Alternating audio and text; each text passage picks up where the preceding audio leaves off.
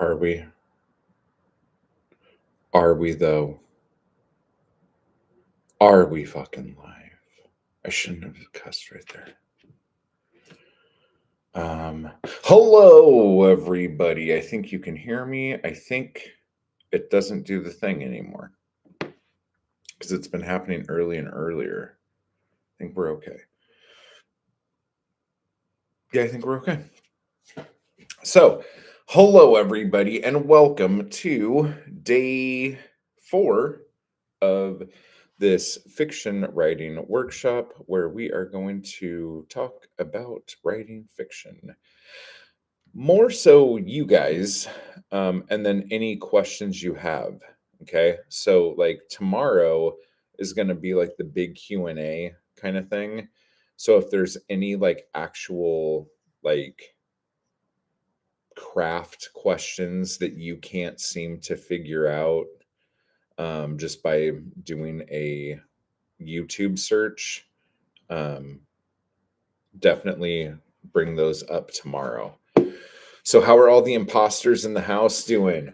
How you guys doing? Hello, Bunny. Oh, yeah, I didn't do a coffee stream this morning because I feel like I'm doing too many streams. People are getting annoyed. So, and each one I do, less and less people show up. So I'm just like, okay, if 3 streams a day is too many for you, I don't know what to tell you. I'm just joking. But yeah, that is kind of a lot now that I think about it.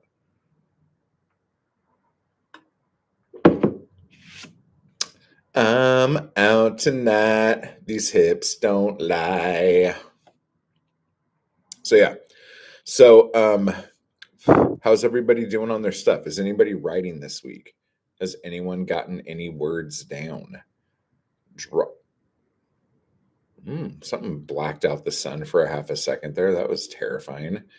Let me know in the chat. Let all of us know. Let us know where you're from. Give us those damn thumbs. Crack them. Crack them thumbs, guys. Make people like this.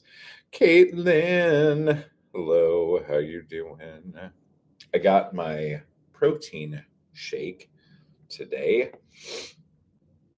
and I took my vitamins. I'm being a very good boy today.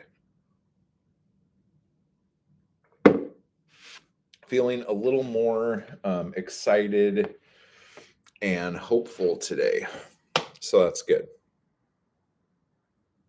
Feeling really good. And I also got my coffee. So don't worry, guys. We got this.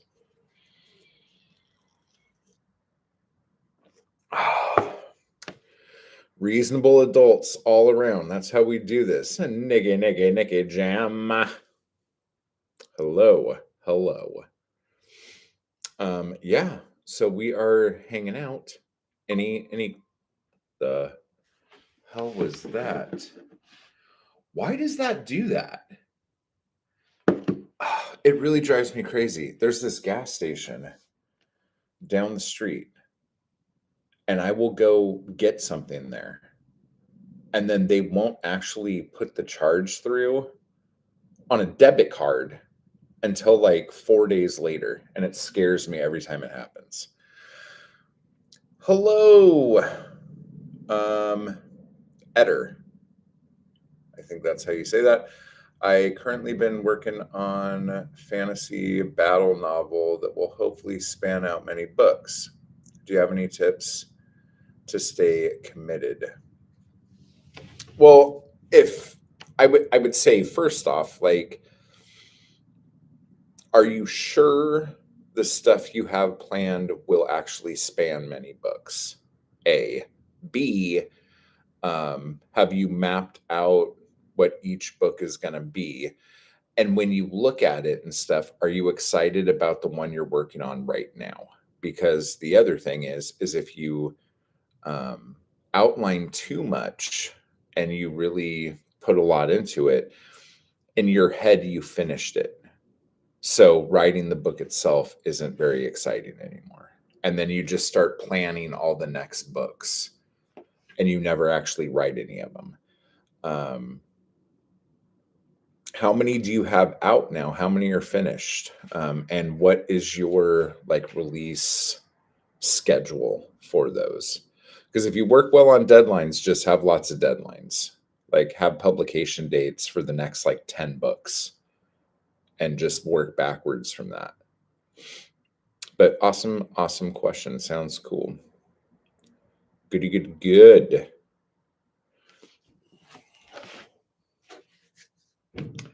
Anybody else got anything? Anybody else doing anything?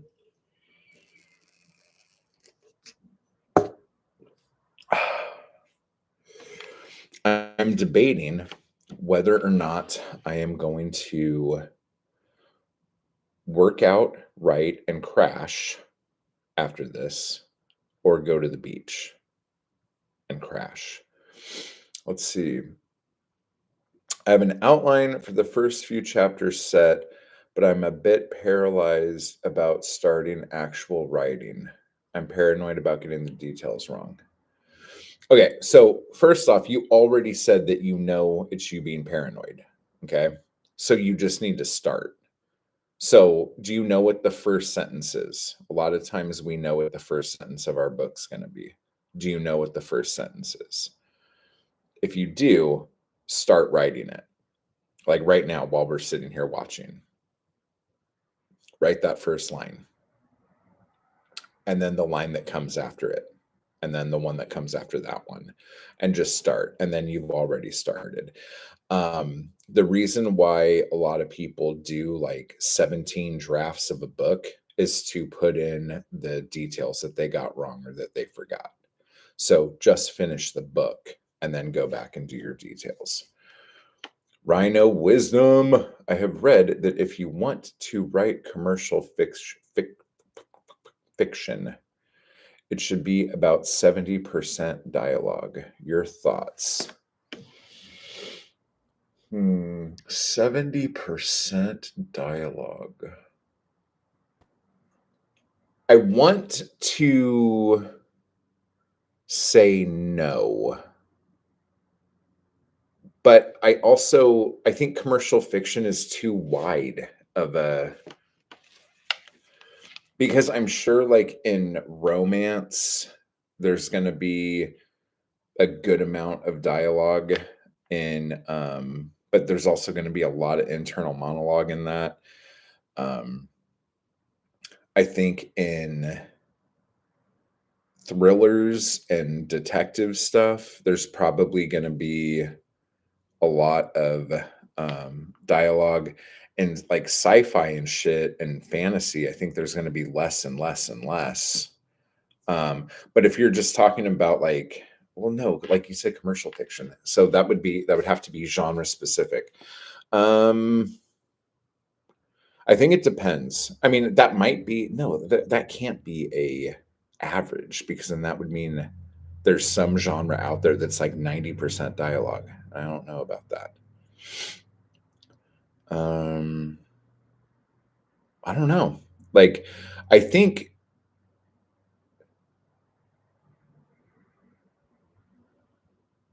I would actually think it would be like around 30 or 40% dialogue, but that would be my guess.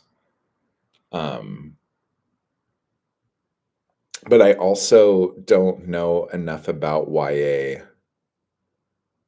and stuff to know if that's really dialogue heavy. Some of you who read a lot of YA, you might be able to go, wait, no, that checks out. Like a lot of it's just dialogue.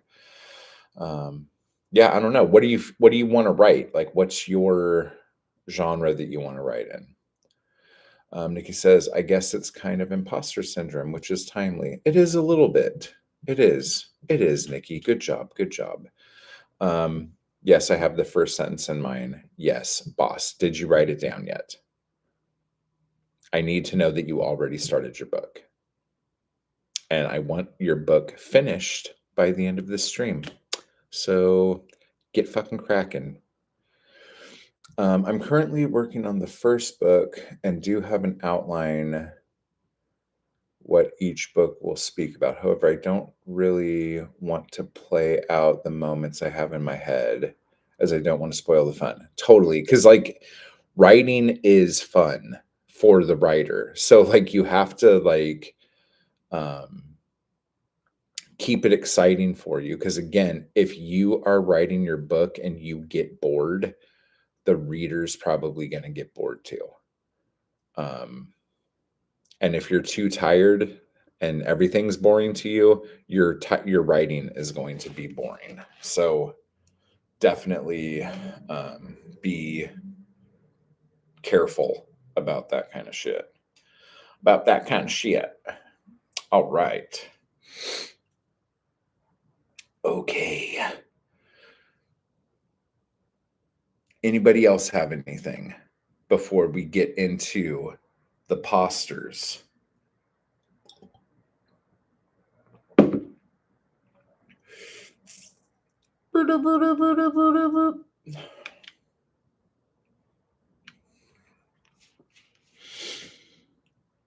Okay, let me try to think. I have not worked on my book since yesterday, but I did write some poetry that I was not expecting to write. So that was kind of cool. I also uh, got hired to do some film stuff. So we will talk about that at a later date for sure.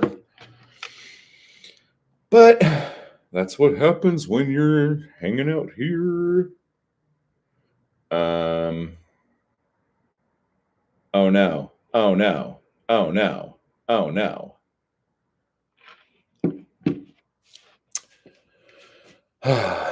Anywho, so yeah, so that's been kind of cool. Like I'm digging writing poetry, especially when it's like poetry I didn't know I was going to be writing, and it just kind of pops up. But as you guys may remember me talking about um how my novel went, and you guys let me know if you think this is okay or not, if you think this is too much. So apparently the first 7 chapters of my novel are like introducing some characters and some things that are going to happen in the future. Okay? But the actual like plot of the story, like there is something big and crazy that happens early on, like 2 kind of big crazy things, but those are just like big kind of crazy action and like sex things to like get the ball rolling and everything like that. But the actual like plot of the book doesn't even start until chapter 8. Do you think that is too long to wait for the plot of a book to start? And again, if if this book um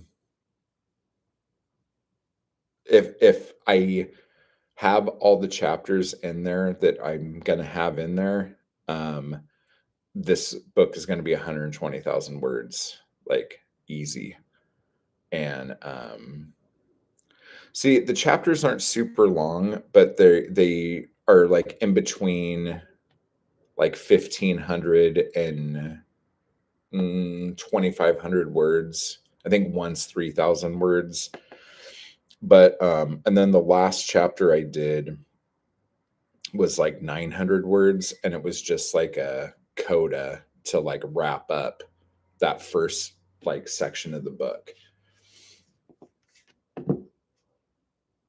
So I don't know. I think it's right under 15, I think. Yeah. And I also have a ridiculous question, and I don't know who to ask. I think this might be a member's question, but I tried asking Bunny it, and Bunny um, gave me a very safe answer. And is there a helicopter landing on the roof now, sir? Sir? Sir? That is ridiculous.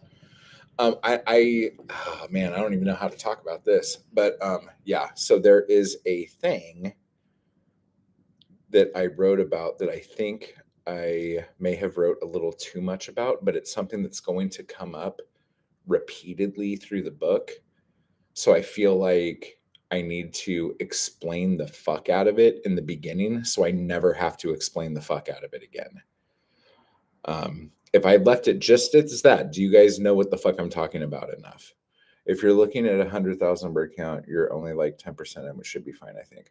I was really hoping the book would only be like 50 to 70,000 words. But when I'm looking at all the chapters I'm supposed to be writing, it is looking bleak that would be the outcome. Like I really don't want 100,000 word book. Like that's like why do that? Like are you trying to just like make cinder blocks? What are you fucking doing? Write the book as is and review once done. You'll probably see it more clearly then. Of course. Nikki giving me my own advice. Look at this. This is so cute. Is it far-fetched to reach that word count? Is it far-fetched to reach the low word count or the high word count?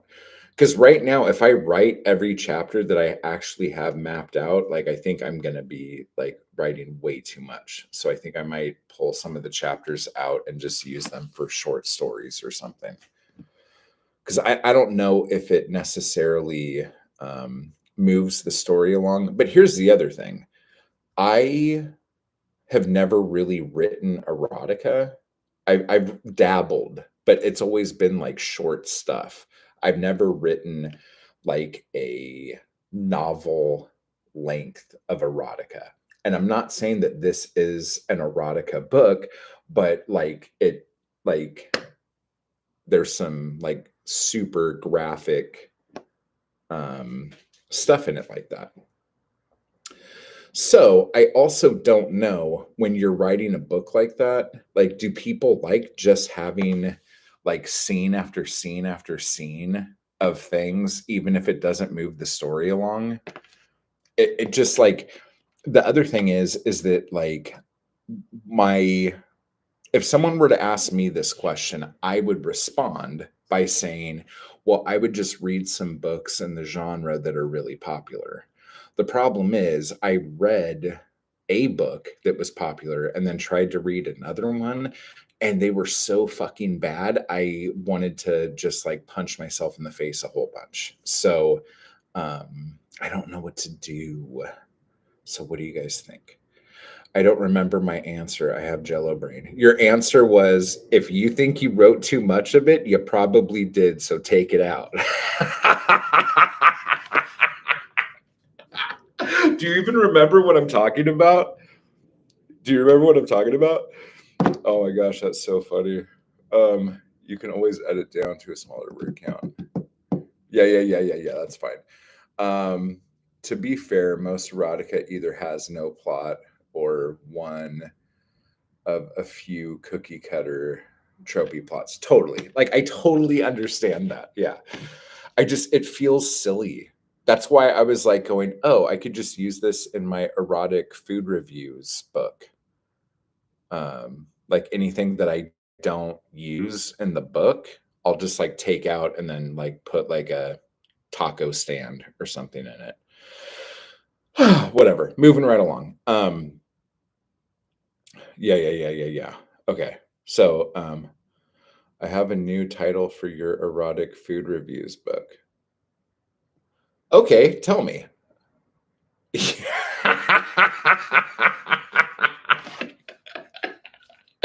Oh my gosh, I love the Hitchcockian fucking suspense you did there. That was great. Eat me. Yeah, what's that Megan the Stallion song? Is that what it's called? That song's hot, dude. I don't know if you guys know what I'm talking about, but good lord. Like when somebody told me to listen to that, I'm like, whatever, it's gonna be. And no, it's hot as fuck, dude. Like, check it out. Oh my gosh. Give me one margarita. That's not the same song, guys. Sorry. Let me see here. All right. So that was a bit of a sidetrack. We're exactly 20 minutes in, so let's get into imposter syndrome, what it is, how to beat it, and how to do other stuff. You didn't derail the stream. I actually really love that title. I think I might actually use that. Oh, yes. Yes. And everyone put your titles in the stream for what you're doing. Is erotica still a good market? I heard that Amazon will let you put the book on their platform, but won't let you promote. Back in the day, erotica writers made bank. I hear not so much anymore. I heard kind of the same thing, but I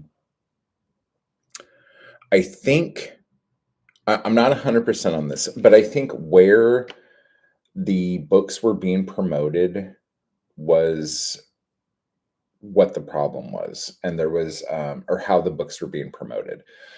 And so I think they kind of cracked down on it. So I'm sure it's not as lucrative as it was, because like if you're talking about doing anything on Amazon, nothing is as lucrative as it was. Like everything, it's like as soon as this is what drives me fucking crazy about Amazon. Amazon finds out a way that you're doing really well on their platform, and they immediately go, this probably isn't right. We should probably do something about this. Like these writers are probably making more money than they should. We should nip this in the bud. They've done this ever since the Kindle Gold Rush.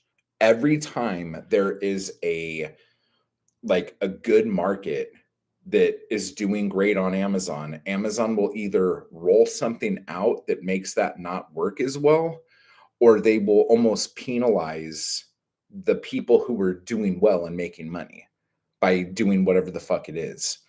And it, like, so here is the thing you have to do. We are digital sharecroppers. Okay. We are like borrowing place to sell our wares. And we have to understand that every place we do this at, whether it's an actual um, site like Amazon or Etsy, or even just putting ads up on Facebook or on Instagram or whatever, all of these things are owned by other people. And we just have to be okay with the rules that they make. And because a lot of people, when they're making a shit ton of money on something and they quit their fucking job and they're like, I'm just going to do this full time. And then Amazon changes something and their whole fucking like business plan goes to shit and they're not making any money anymore. They get mad. That's not the way to do stuff. So again, I feel like I went way off the mark there, but mailing lists are important, guys. So make sure you make them. Let's see. You do need to be.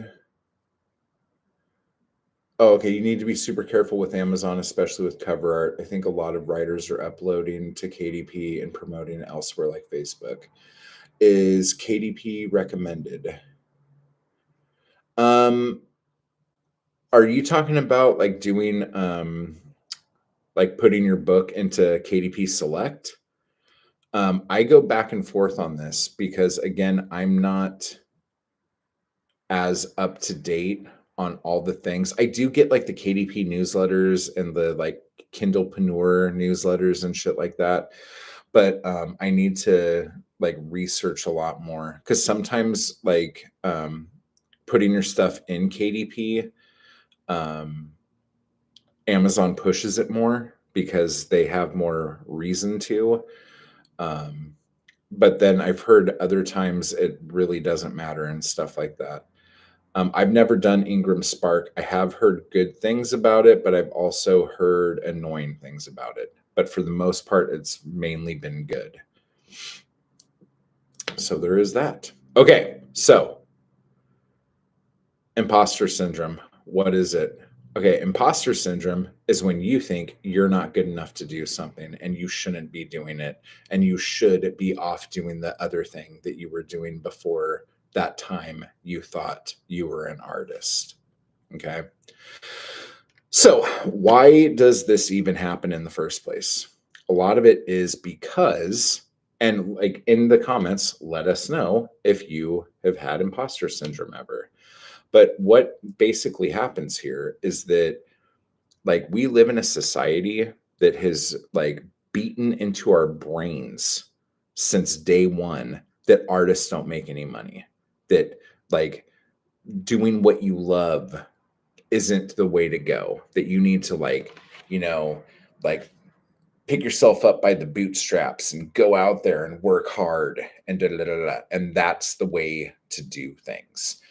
And those flighty artists, you know, those fucking people, like, and so like this is just, and like don't quit your day job, like all that shit.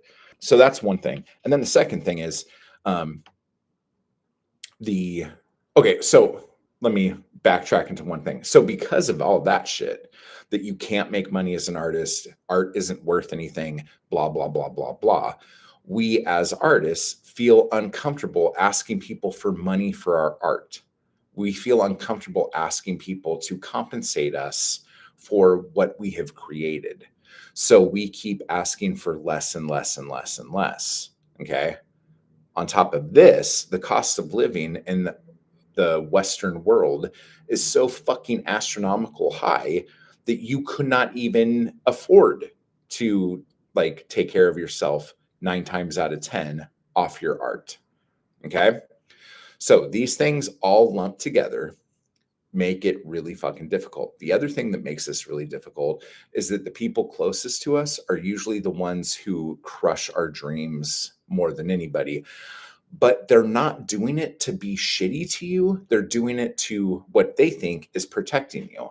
So, like when your spouse is like, "Oh, wow, that's really good," but like, like keep working, like keep your job, like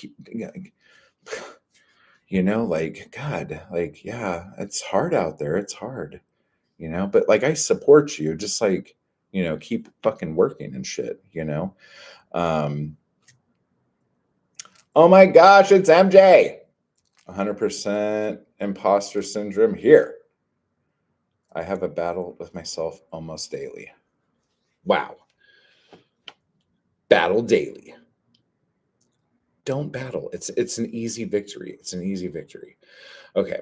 So, um those people are the ones that tell you that your parents are telling you, "Oh, like, yeah, you want to major in arts in college? Oh, shit.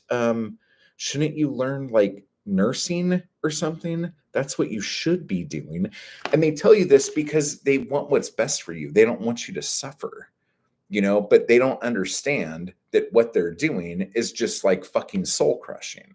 You know what I'm saying? Because by them saying, "Oh, that's really hard, there's not much money in that." Oh, they're basically saying to you, "I don't think you're good enough to be able to be one of those one people that get that job done and like make money doing that." Okay. So it's kind of a backhanded like hug. It's really fucking toxic as shit. Dude, that was my dad. Totally. Like I went back and forth so many times, like with my parents. I don't know why I air quoted my parents. Like they birthed me and everything.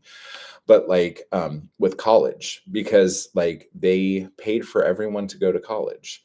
And then when it was my turn, they're like, "What do you want to do?" And I'm like, "I want to go to film school." And they're like, "That's not real." And I'm like, "What are you talking about? That's not real." They're like, "You're supposed to play football. You got a football scholarship." I'm like, "Yeah, but I want to go to film school." And they're like, "That's not real." And I'm like, "Well, then fuck it."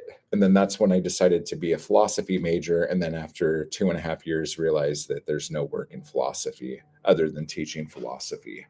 And I was like, good God, what am I doing? I think I made my mom's ears burn. She's calling me right now. That was terrifying. She's really good at that. It's really scary. Ugh. I got chills down my back right now. Oh, God, that was awful. Oh, let's see. Um, Caitlin says, my annoyance is my overly supportive spouse who keeps pulling my imposter syndrome out of the mud. Props to that guy. So is it good? Is that you're saying it's good? My annoyance is my overly supportive spouse who keeps pulling imposter syndrome out of the mud. Props to that guy. Well, if it's out and out of you, that's good. I wanted to go to NYC and be an artist. That's great. Now, what will you do for a living? Exactly. Be an artist, you fuck. Like, someone's got to paint that shit that's hanging on your fucking wall that you think is fucking making this place look classy, you loser. No, I'm just kidding. I don't even know your family. Okay. So now that we know all of this, the other thing is whatever it is that you guys are right now, okay?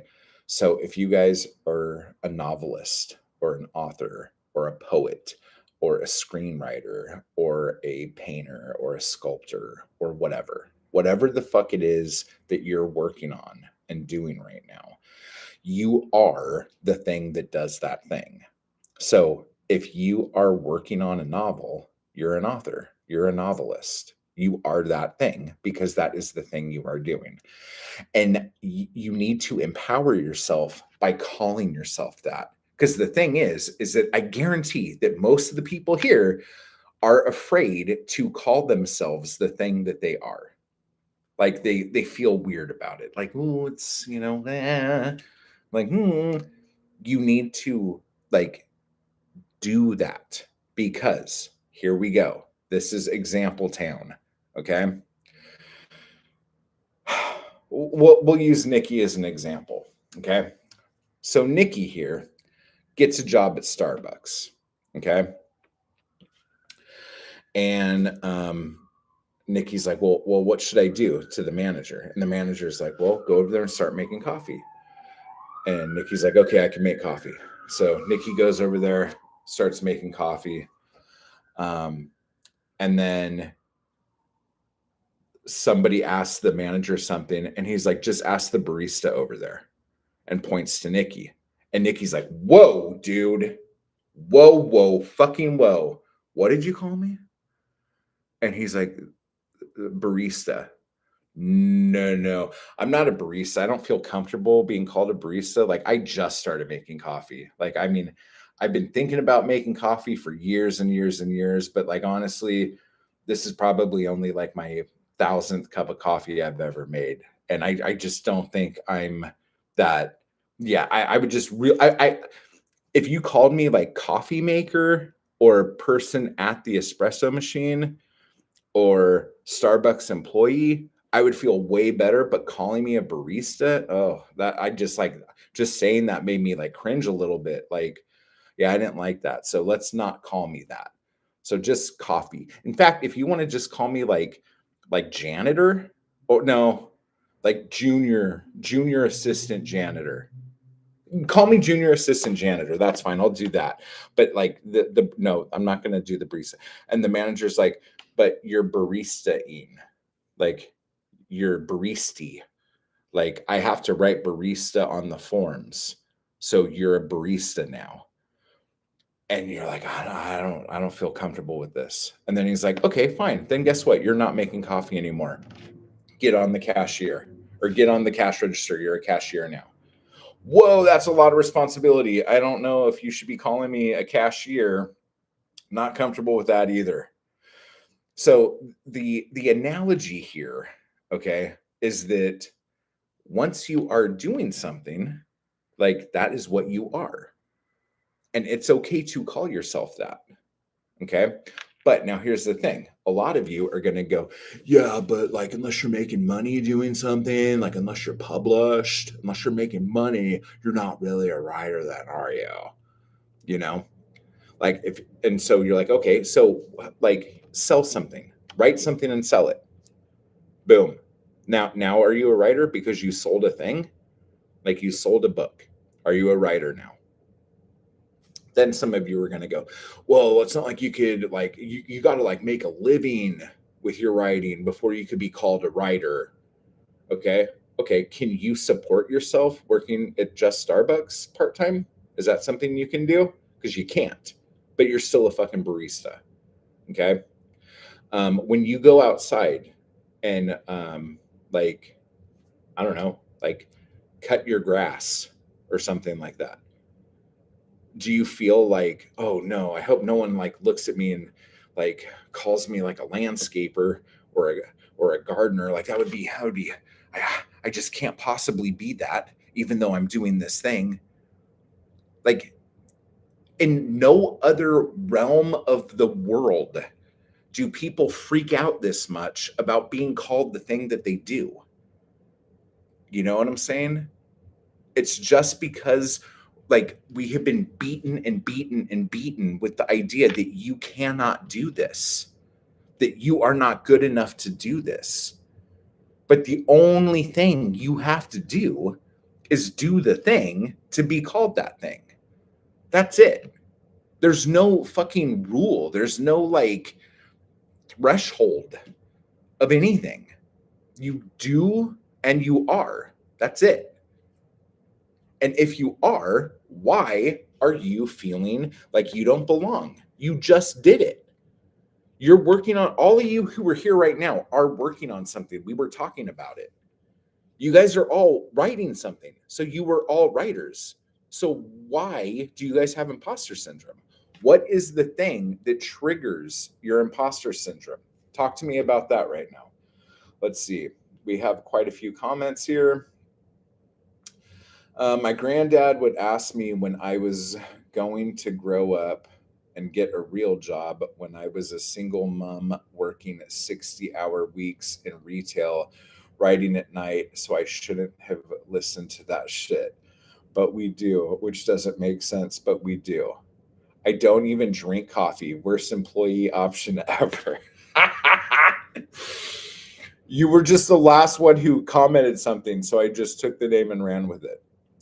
I don't think I have trouble being called an artist. I think the hardest part for me is being a writer, or the hardest part of being a writer is perhaps accepting the fact that my work may not be recognized and being okay with that. Okay, let's come back from the recognized bit. You said, I don't think I have trouble being called an artist, but do you have trouble calling yourself an artist? Like, when you say that, like when someone says, oh, what do you do? Oh, I'm an artist. Do you say that? Or do you say, oh, I dabble in software engineer and kind of do some other stuff on the side? Like what do you say? And can you say that to yourself? Like, I am a writer, I am an artist, and feel comfortable and good about that? Or is it hard? When you guys say that, does your tongue like kind of block up a little bit? That you may not be recognized. What is it about being recognized that you need? Like, do you need the public to not necessarily give you accolades, but like, do you need adulation? Like, do you need people to like applaud you for doing something for you to feel like that you are that thing? Or is it something where you just want to be known for something? Let's see here. When I worked at McDonald's as a youth, I once told a customer I didn't eat McDonald's. Not a great employee. Yeah, you don't want to do that. You're supposed to say, oh my God, this is so good. I found it easier to say I'm a writer than a poet or an author, even though I have a book published. Weirdly, people don't seem to care which term I use. I think it's a me issue. It is a you issue. But I will say, poets of the world have not made it easy for normal people like us to call ourselves poets and not feel like incredible douchebags. So, it's one of those things where we have to take that word back and make it ours. Um, I think probably poet is probably the hardest thing to tell people you are. And I think for a long time, that's why when people ask me what I did, I always said I'm a shit poet. Um, to try to like take some of the heat off of the word poet. I don't know if that was an imposter syndrome thing or just me going, God, yeah, poetry is really silly. Um, or at least poets are really silly for the most part. But I have written a lot of stuff in all different forms, so I feel okay calling myself a writer. Um, I don't like saying author just because I don't like that word. And there have been a lot of times when I tried to say that and someone asked me what I was, and I'm like, oh, I'm an Arthur. And they're like, a what now? And I'm like, an Arthur. An Arthur. Damn it, an Arthur. And I just kept saying Arthur over and over again. Yeah, that was fucking awesome. Good one there. Or a great one, you wouldn't be snacking on the profits. Yeah, no grazing. No grazing at McDonald's, guys. I tell people I'm a writer, but won't say author. I just can't get that word out. Is it because it's a stupid word or because like you feel like it's a little too hoity-toity for what you're doing? Would you say a novelist? Or would you go a comedic dark crime novelist? Like I think you can do that. I think you can pull that off. Because I will never compare to Brandon Sanderson, favorite writer. That really irks me when I am trying to write. Caitlin, did you watch what we did yesterday? Because if you didn't, go back and watch that because we talk about our favorite authors and stuff like that. Bunny says, I'm happy to call myself an artist and poet now. I had to learn to love myself enough to allow myself to realize what I've done and that I deserve it. Oh, that is special and cute. God damn it. That's adorable. Good job. Everybody read that and like kind of copy and paste it in something and make sure that that's what you can do every day. Good Lord. Fake it till you make it, guys. That's fucking amazing. Good job. That's really sweet. I like that. Uh-oh. MJ says self doubt, self worth, comparison is a thief of my joy. Not thinking my work holds up to others or if anyone would like it. Okay, I'm sorry. When I read that, I was hearing Madeline Kahn and Clue going like this. Self doubt, self worth, comparison is the thief of my joy. Not like, oh, dude, that was amazing. Okay, no, self doubt, self worth, comparison is a thief of my joy. It is. Comparison is a thief of joy. Not thinking my work holds up to others or if anyone would like it. Here's the thing, guys, and I know we all compare ourselves to like the people we admire who inspired us to do things, but you are the only you. Like, even your favorite writer could not do what you do. And I know that sounds fucking crazy, but it's legit. Your favorite author, favorite writer, artist, whatever, even if they wanted to, even if they tried, they could not create what you create because they're not you. They have not had your experiences. They have not been like molded the way you've been molded, you know? And I that might not help any of you, but just the idea of how fucking unique you are. That's what this whole thing has been about. This workshop, the fucking poetic anarchy workshop, all the ones. You are super unique and no one ever has ever seen the world through your eyes but you. You are the only person who has your perspective on everything. So, like, you don't need to be as good as so and so because you're the best fucking you. You see what I'm saying? And that's like super pep talky up top. But yeah, so yeah, I hope that's helpful. Shit, I don't know. Okay, Nikki says, I think maybe it's a fear of judgment or failure. Um, when somebody found a typo in the first print run of my book, my imposter syndrome raged on me. Maybe a self-esteem thing. Okay, so check this out. I'm gonna let you guys know. If any of you have bought any of my books, you guys know I have typos in my books all the time because I don't really edit my books. And when, especially the digital books, when I find typos, I just fix them and re-upload it, and it's fine, and it's not a big deal.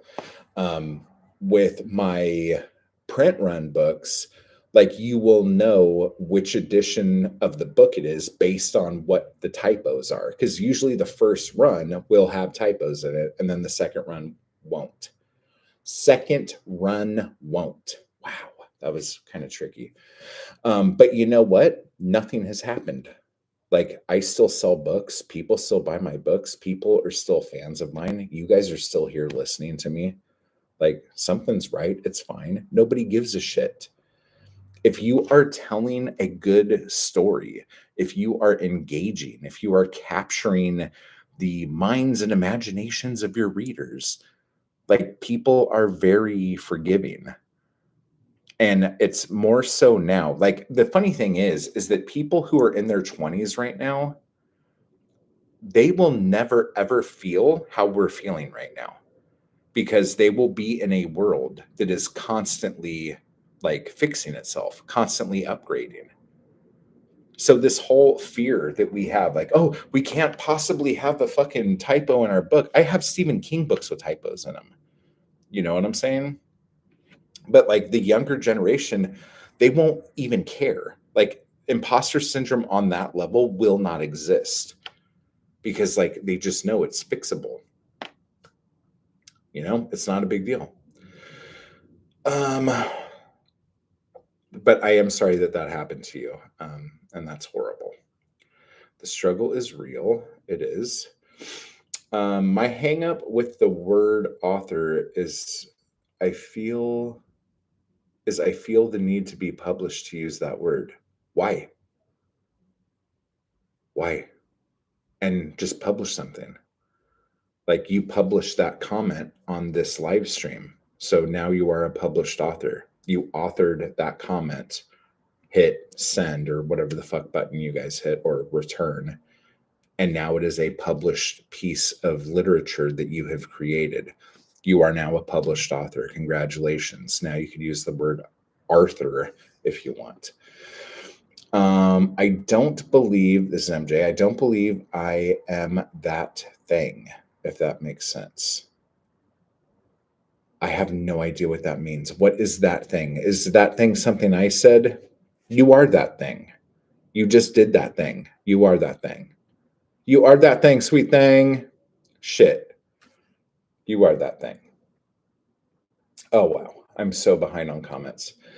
Eder says, I don't need validation, but it just coincides with my ability to be able to help my family, as I'm in a prickly situation where my mom is depending upon my success. Ooh. Ooh. That is a whole other topic. Maybe I should talk about that. There is something that happens to, how do I say this? Okay, I'm going to try to describe this in a term of toxic relationships, because I think most of us could understand that or use the correlation here. When you need someone, that's bad, because then if that person isn't there anymore, something will happen to you to where you can't exist, or at least not exist the way you did. So when you are with a significant other and you're like, oh, I need you in my life so much, I need you near me, blah blah blah blah blah, that is very toxic. Okay. But if you were to say, I want you in my life, I want you, I desire you, that's a completely different thing. And that's something where you're just like, yeah, I see that, I like that, that tastes good, I want that. You know what I'm saying? And if that gets taken away from me, I'm still me. I'm still doing everything that I would normally do, but like I'm not going to like try to jump off a building because I don't have that anymore. Okay? So want and need are like two different things. And when we put need on our art becomes like riddled with desperation. And when our art becomes riddled with desperation, we become very desperate as artists and we start making really bad decisions. But if you want to succeed as an author, so you could support your family and support your mom on that, using that mindset is a much healthier way and puts a lot more positive energy into the art you create. Again, I am doing more like kind of woo shit with art, but art needs woo. I don't know how else to say it. Um, but I completely understand what you're talking about, but just try to think of the words you use when describing what you are hoping to expect from your art, and then really start looking at what is the most important thing in your creation, and is putting expectations on it at all something that you think you should be doing. And we're going to talk a little bit about expectations in a moment here probably too. Let me see. Jimmy, what's up, my friend? Watching Bukowski tell a woman he was a poet in that documentary. Seems like it was rough then too. Is that where oh my god, that's in the beginning, right? And he's like, um she's like, what do you do? And he's like, I'm the poet. And she's like, you're a Pollock? And he's like, a poet. And she said it again. She's like, and he's like, no, a poet. And I think he went like this or something. And she's like, oh, and I still don't think she knew what the fuck he was talking about. That's so funny. That's funny. That's funny. Yeah, for real. Eder says it goes back to the example you used about being a nurse because people worry that your ability to be able to work won't be enough. Yeah, I totally 100% get that. Nikki says, I find that I can't explain my work very well, and that can trigger some imposter syndrome. It's like I can't describe the idea in my head. I sound unconvincing to my own ears. When you say you can't explain your work very well, who are you trying to explain that to? Are you trying to explain it to yourself? Like, are you just trying to work on an elevator pitch? Because what you probably should do, this is going to sound kind of stupid, but if having an elevator pitch is something that you feel like you need, either use ChatGPT or go on Fiverr and just like give them like everything you can about the story and put it all in there or whatever. And then say, I need an elevator pitch for this thing, and get it. And then once you get that, this actually might help you, because then like you'll go, oh, this is what a normal person who doesn't know everything I know about it, this is how they would describe this.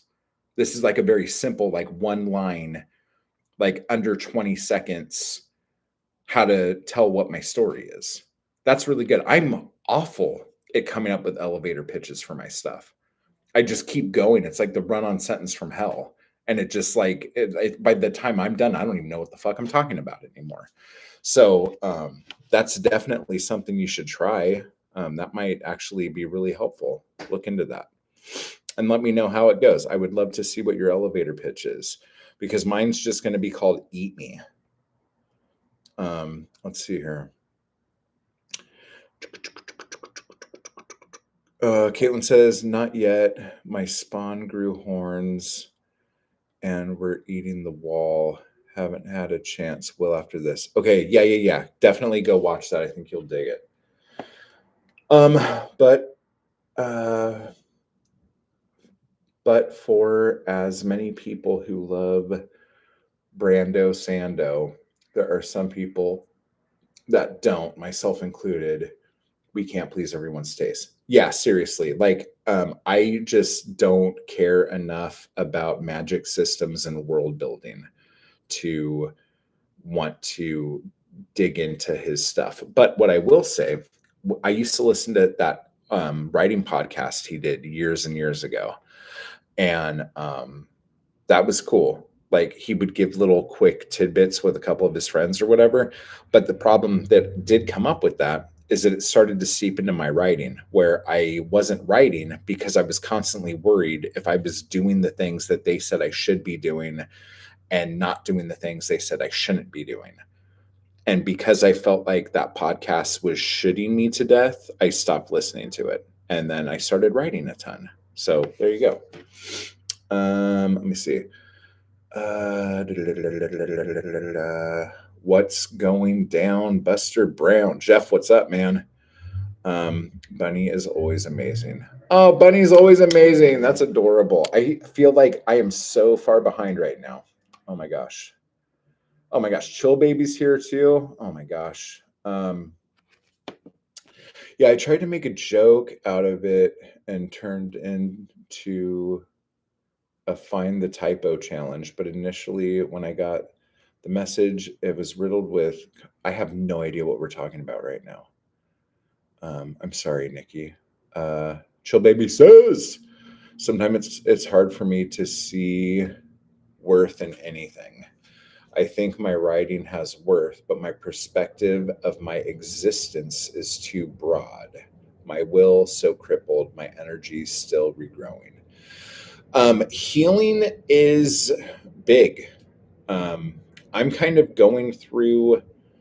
I don't know if I'm going to talk about this. I guess I should. Maybe it would be helpful if you guys can see how I'm completely struggling with certain aspects of my career. I don't know. But I'm kind of going through something right now that hasn't made me change how I feel about my art, but it's made me change how I think people think about my art. And that has kind of fucked my brain up a little bit, but not to the point where I stopped writing, but to the point where I'm spending way too much time thinking about what other people think. And that is like, I I do not have time to think about what other people think, but I seem to be making time for that. Um, so that has been the thing that's crippling me. But like again, energy, regrowing. I hear you. I feel you. Like I get you. Like let's let's keep doing that. Let's see. Let's see.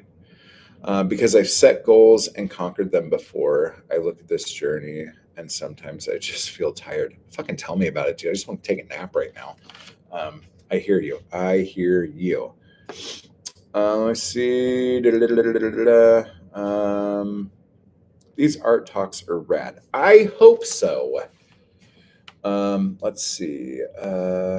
Yep, you know it. The beginning, dude. That doc is. Oh, I just so you guys know, because I have a video where I do a watch along of that documentary.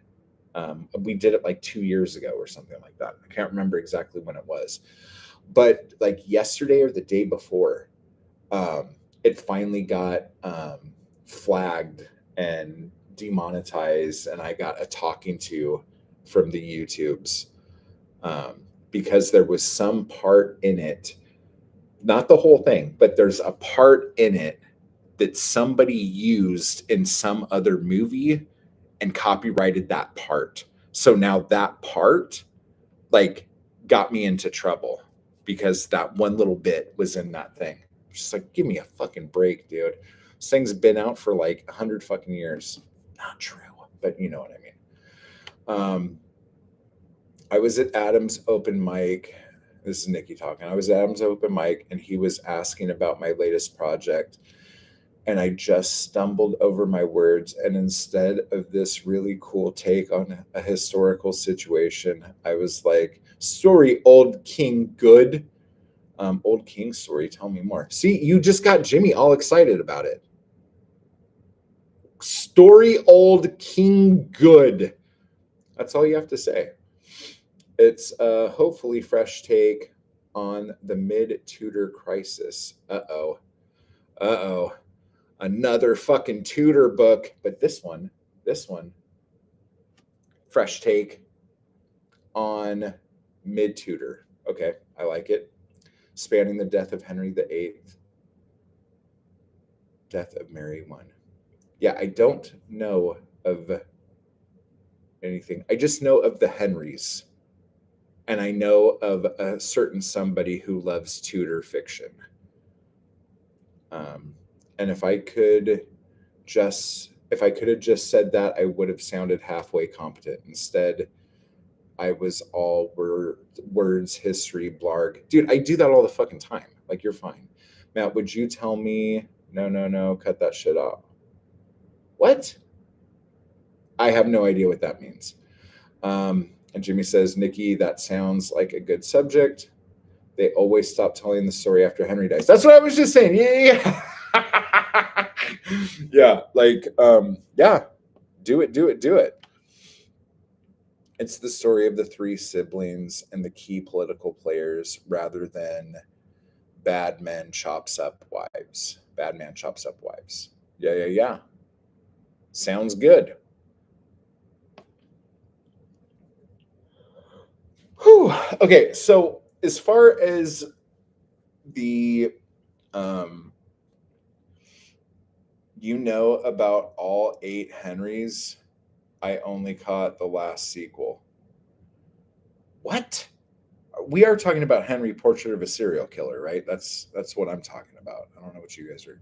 When you said you're thinking too much about what other people think, I think if I told you that, you would tell me, no, stop. Okay. Oh, yeah, I would totally tell you that for sure. Yeah, it's not, Bunny, you know what I'm talking about, actually. Me and you have talked about it. It's not like I'm caring about what people think as much as I am trying to look at my author business, because like I feel like it's hard when you do this for a living. It's hard to not look at it as a business and look at it as art. Like sometimes you can look at it as art and it's fine, but then other times you're like, well, I have to do this, I have to do this, I have to get this out, I have to let people know about blank, blank, blank. And you start doing all this stuff, and then the art side kind of vanishes a little bit, and you're doing more of the business side. And there is just, I guess the easiest way to say this is I need to focus more on the art side and kind of just let the chips fall where they may on the business side for at least a little bit, just for my fucking soul, if that makes any sense. But that's kind of where I'm at. Volume 7 was a rough one, but Volume 6 was a fun time. Nikki, that has real potential. There's a lot of loose threads when a king dies. Yeah. And she started it already. She typed out the first sentence like just a little while ago, and she should be on at least chapter 4 by now. So yeah, so good. Oh yeah, the other thing I was going to talk about with imposter syndrome is one of the things that make it easy for us to succumb to imposter syndrome is that what we do is we put expectations on things like Eder was saying earlier, like of how much money you're supposed to make, how much this you're supposed to make, how many books you're supposed to sell, where your shit's getting published. You start putting all of these expectations on what it means to just create. And what that does is it limits what you are capable of doing. You're like putting like stops on things. Like, if you notice that when everyone in here was talking about why it's hard to call themselves this, the reasons that we give are all reasons that we have made up in our head, that it's like we're the only ones that know the rules to this game. It's not like there's this standard rule that you could Google and everyone is on the same page and knows it. We're all making shit up in our head. And it's like, well, if we don't do this, we are not that. If we can't do these things, we definitely aren't this thing over here. But it's all shit that we're making up. You can't make up the rules to the game as you go. And then you can't hide those rules from everybody. Because if you do, those aren't rules. We're just making shit up. You guys see what I'm saying? So let's see. Let's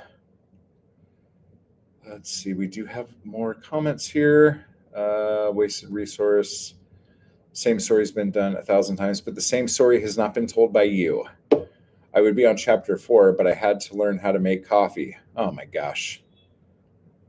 This chick.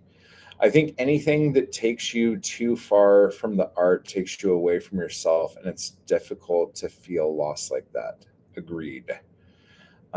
You will become the resource. Prepare thine coffee, brews. The rules are made up and the points don't matter. Yeah, totally. So I want you guys all at least one time today to get in front of a fucking mirror and say what you are. Say, my name is Caitlin and I'm an author. I published a fucking comment in a live stream today. Boom. You did it. You're fine. Just say it. Just go in front of any mirror. Or if you're feeling really ballsy, just introduce yourself to a stranger, because that won't be cringy as fuck. Hi, I'm Matt. I'm a poet. I'm now touching your hand and I'm moving my arm up and down. That's weird. I probably won't do that. But jury's out. It could actually happen. My gosh, did I ever finish? No, I didn't. Good God. My mirror is for brushing teeth. I'm going to sound funny drooling in my sink. That's what she said, my friend. Yeah.